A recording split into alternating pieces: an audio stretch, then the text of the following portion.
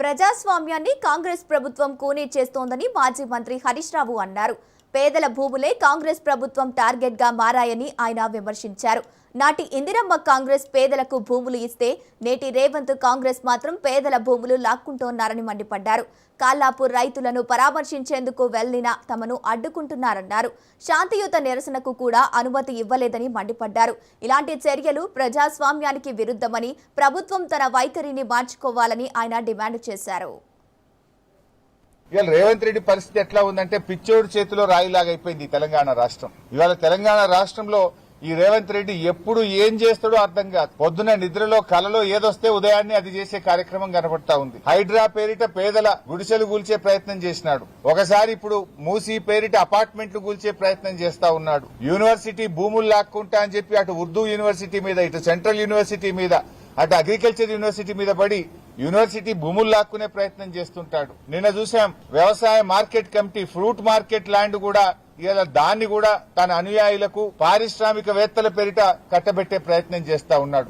ఇవాళ లగచర్ల చూశాం. లగచర్ల లాంటిదే మరొక భూసేకరణ ఇలా పరిగిలో చేస్తా ఉన్నారు. ఏంది మీరు ఆ పచ్చటి భూముల మీద ఎందుకు పడ్డారు? దళిత గిరిజన బలహీన వర్గాల భూములు ఎందుకు లాక్కుంటున్నారు?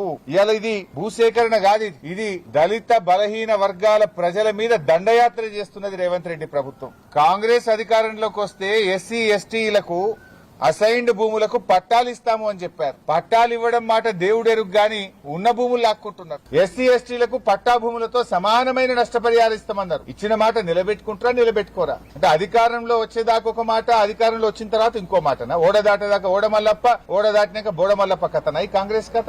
ఇలా రేవంత్ రెడ్డి ఎట్లయిపోయిందంటే సూర్యుడి చుట్టూ భూమి తిరుగుతుంది అన్నట్టు రేవంత్ రెడ్డి ఆలోచనలన్నీ భూమి చుట్టే తిరుగుతున్నాయి. యూనివర్సిటీ భూములు వదలవు, హిల్ టీపీ పేరిట ఇండస్ట్రీ భూములను వదలవు, నాదర్గుల్ భూముల కథ చూసాం, కోహెడ మార్కెట్ యార్డ్ భూముల కథ చూసాం, లగచర్ల భూముల కథ చూసాం, యూనివర్సిటీ సెంట్రల్ యూనివర్సిటీ భూముల కథ చూసాం.